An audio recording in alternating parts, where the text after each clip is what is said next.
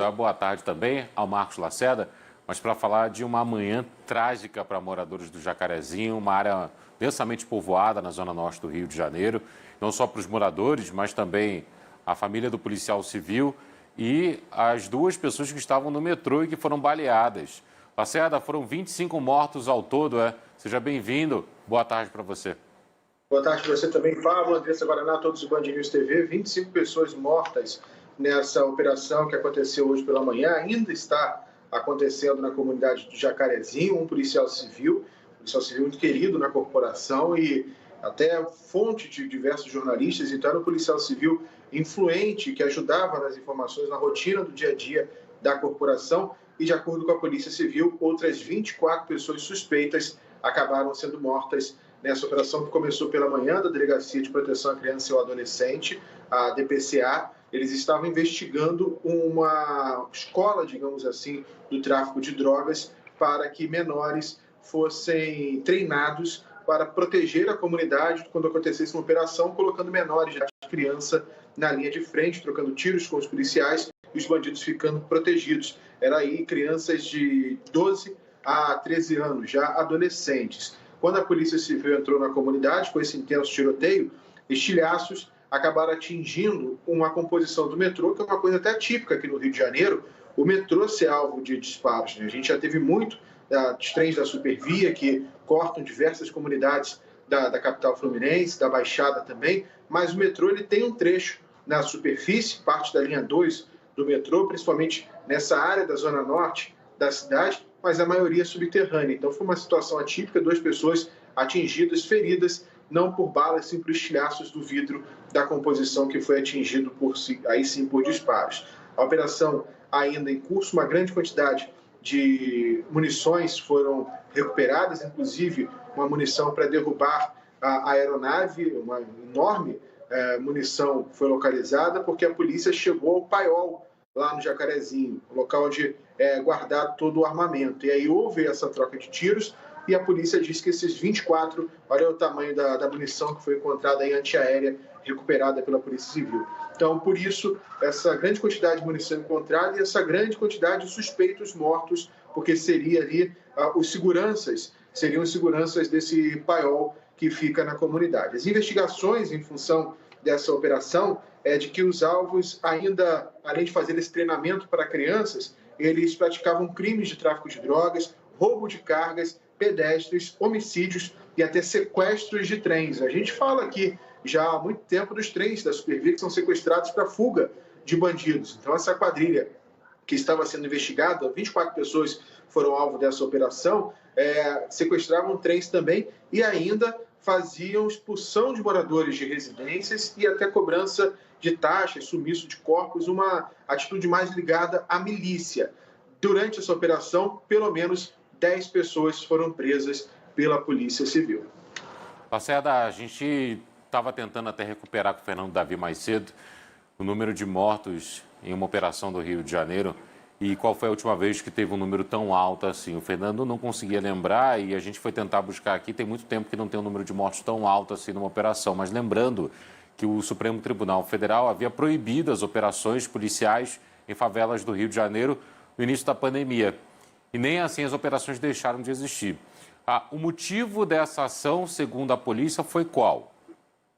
O motivo dessa operação é por conta da quadrilha. 24 pessoas eram alvo dessa operação porque faziam treinamento de adolescentes de 12 a 13 anos de idade dentro de Jacarezinho, com armamentos, com munições, para colocá-los na linha de frente quando a polícia entrasse na comunidade. E aí, por serem adolescentes, a polícia poderia recuar um pouco mais, poderia ter uma preocupação, teria uma característica de criminoso, né? Era para dar um ar diferente nessa linha de frente do confronto. Então, a Delegacia de Proteção à Criança e ao Adolescente, que fazia essa investigação, conseguiu, através de celulares, de conversas, interceptações telefônicas, localizar essa quadrilha e tinha 24 alvos, 10 foram presos e a gente tem aí esses 24 suspeitos que também foram mortos, que seria o paiol, onde aconteceu o treinamento, um farto material de armas e munições. Essa justificativa era fazer a operação para evitar que, quando uma outra operação fosse feita, houvesse um tiroteio e muita gente morresse. justamente foi abreviado esse tipo de discussão, já que houve operação com muita gente morta. O Jacarezinho conta com uma unidade de polícia pacificadora, mas é uma UPP que acaba não valendo de praticamente nada, e sim coloca em risco os próprios policiais que lá trabalham. Hoje foi uma operação da Polícia Civil que não tem a UPP no local, mas a parte da UPP não funciona em nada por lá.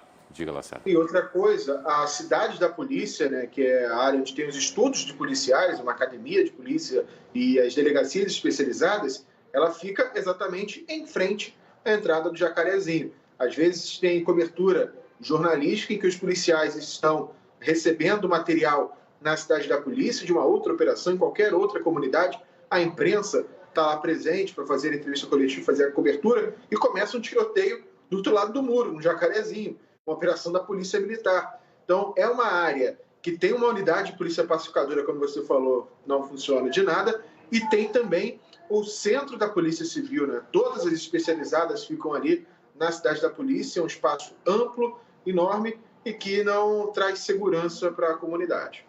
Lacerda, e o Pablo mesmo disse que o próprio STF tinha suspendido as ações em comunidades, mas que a gente sabia que elas aconteciam. A liberação seria só para casos extraordinários.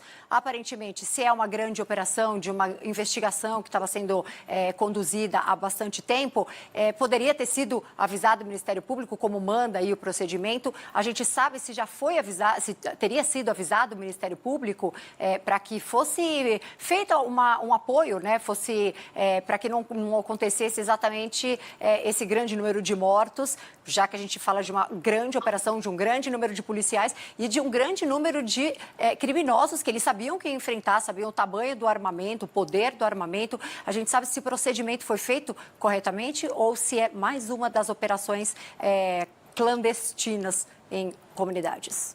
Olha, aqui no Rio de Janeiro já está um bom tempo, se é que teve essa troca de informações precisas com o Ministério Público e as forças de segurança, né? Como você disse, a medida foi feita para evitar essas operações surpresas. Mas a polícia, tanto a civil quanto a militar, as polícias, afirmavam que se divulgasse para o Ministério Público os alvos, o que seria feito, quantos agentes, que era a operação detalhada, poderia vazar e comprometer toda a investigação. Então, desde o início da pandemia, obviamente lá atrás, quando tinha uma preocupação muito maior do que era o coronavírus, era uma surpresa para todos nós, não tinha vacina, não tinha discussão ainda de medicamentos, tudo mais, tinha uma grande preocupação até com a saúde dos policiais. Então, houve um certo relaxamento de incursões em comunidades. Então, a gente tinha ali uma certa aparência de que está dando certo essa decisão da Justiça em proibir operações policiais em comunidades durante a pandemia. Mas quando foi começando a flexibilizar aqui no estado do Rio de Janeiro, as operações voltaram. E as forças de segurança eram questionadas. Vocês informaram o Ministério Público? Mas eu não tenho como informar o Ministério Público, só estou com um bandido lá dentro da comunidade, recebi informações que ele está lá, eu tenho que entrar. Depois eu entrego ao Ministério Público tudo que foi feito. E aí começou-se a ter esse debate de que a polícia entrava na comunidade, mas depois entregava toda a documentação para o Ministério Público e todas as explicações. E é assim que tem sido feito no Rio de Janeiro, não deve ter sido diferente nessa situação. Vai ter uma entrevista coletiva ainda, estava marcada para o meio-dia, até agora não começou, porque a operação segue na comunidade, mas é um dos questionamentos que vai ser feito se foi entregue ou não um levantamento, mas ao que tudo indica não aconteceu, porque desde o início dessa determinação, o protocolo é entregar depois, quando o Ministério Público faz os questionamentos.